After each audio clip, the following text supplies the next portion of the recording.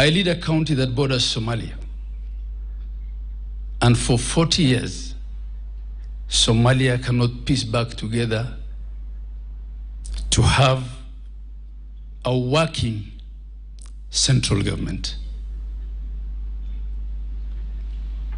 At times, in seeking power, as we all try to do, we forget that we're doing it to govern, not to destroy. Because if we destroy, there'll be nothing and no one to govern. I pray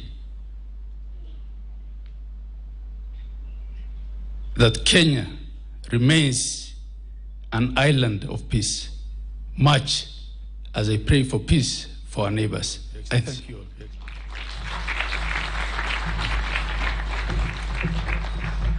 Thank you very much, Governor Abdullahi. Let me now call upon the National Chairperson of Hindu Council of Kenya, Sajada Tamaraju, to come and also give us a reading from the Hindu Vedas on forgiveness and reconciliation. Please welcome.